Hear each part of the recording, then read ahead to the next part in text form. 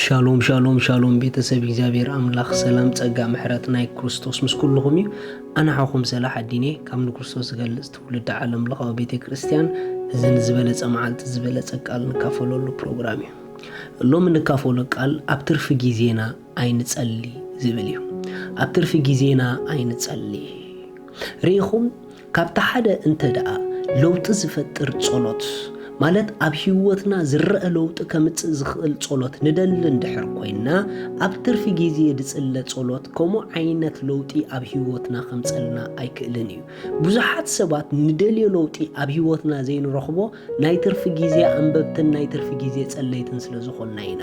እዚ ማለት ቅድሚ ጸሎት ቅድሚ ቃል ኣምላኽ ኣብ ህይወትና ካልኦት ድሰርዕናዮም ስፍራ ዝሃብናዮም ብዙሕ ነገር ኣለና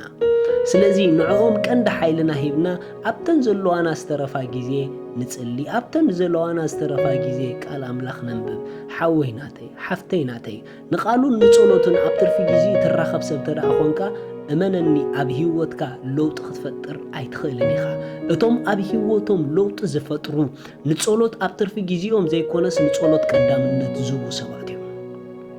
ከምቲ ስራሕካ ጊዜ ሂብካ ትጎየሉ ንጸሎት ድማ ስራሕልካ ጊዜ ሂብካ ጎየየሉ ለውጥ ፈጣሪ ጸሎት ኣብ ህይወትካ ትደልን ተደኣ ኮንካ ከም በዓል ኤልያስ ሰማይ ዓጽዮም ሰማይ ዝኸፈቱ ናይ ትርፊ ጊዜ ጸለይቲ ስለ ዝነበሩ ይኮኑን ብሓይሊ ኣብ ጸሎት ዝደፍኡ ሰባት እዮም ነይሮም መጽሓፍ ቅዱስ ሉቃስ ምዕራፍ 5 ከምዚ ይብል ጥቕሲ 16 ንሱ ግና ናብ በረኻ እናግለሰ ይጽሊ ነበረ ኢየሱስ ክርስቶስ ናይ ትርፊ ጊዜ ጸላይ ይኮነን ነይሩ ኖ ንጸሎት ኢሉ ለይቲ ትስእ ነይሩ ንጸሎት ኢሉ ናብ ብሕቲ ስፍራ ናብ በረኻ እናግለሰ ይጽሊ ነበረ እዚ ማለት ናይ መዓልታዊ ጊዜ ተግባር እዩ ነይሩ ጸሎት ክሳዕ ልምዲ ዘይገበርካዮ ብህይወትካ ጸሎት ክሳዕ ልምዲ ዘይገበርናዮ ብህይወትና ክሳዕ መዓልታዊ መደባትና ጊዜን ስፍራን ዘይሃብናዮ ብትኽክል ምስ ኣምላኽ ዘለና ሕብረት ከነዕብዮ ኣይንኽእልን ኢና ዳስ ዋይና ናይ ትርፊ ጊዜ ጸለይቲ ስለ ዝኾንና ድምፁ ክንሰማዕ ኣይንኽእል ናይ ትርፊ ጊዜ ጸለይቲ ስለ ዝኾንና ኣምላኽ እንታይ ይብላሎ ኣይርድአና ናይ ትርፊ ጊዜ ጸለይቲ ስለ ዝኾንና ደድሕሪ ኻሊእና ክንጎይን ውዕል ሓወይናተይ እግዚአብሔር ከማንም ንላዕለ ቀረባኻ እዩ ግን ናይ ትርፊ ጊዜ ጸላይ ኣይትኹን መጽሓፍ ቅዱስ ግብረ ሐዋርያት ክዛረብ ከሎ ከምዚ ኢሉ ግብረ ሐዋርያት ምዕራፍ 3 ካብ ሓደ ጴጥሮስን ዮሐንስን ብታሽዒት ሰዓት ብጊዜ ጸሎት ናብ ቤት መቕደስ ብሓንሳእ ደይቡ ሪኢኹም ብጊዜ ጸሎት ንጸሎት ዝኸውን ፍሉይ ጊዜ ነይሩዎም እዩ ምኽንያቱ ካብ ኢየሱስ ዝተምሃርዎ እዩ ኢየሱስ ንጸሎት ፍሉይ ጊዜ ነይሩዎ እዩ እስካ ሕሰቡ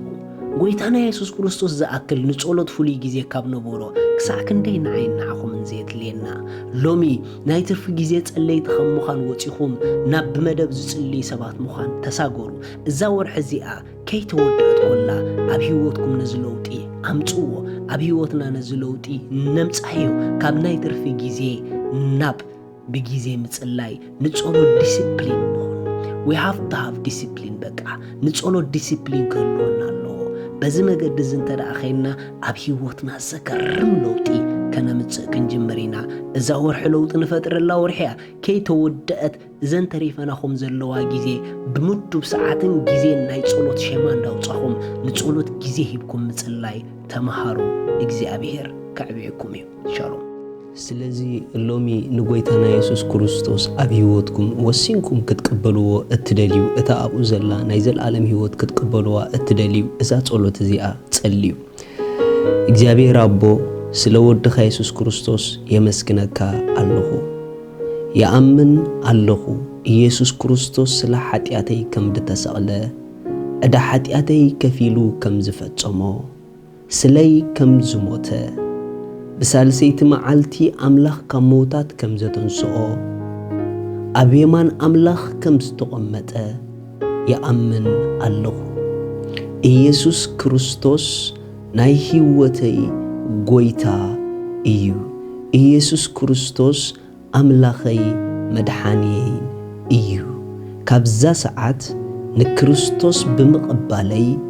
ሓድሽ ፍጥረት ውሉድ ኣምላኽ ኮይነለኹ መንፈስ ቅዱስ ብሽም ኢየሱስ በእምነት ናብ ውሽጠይ ይቕበለካ ኣለኹ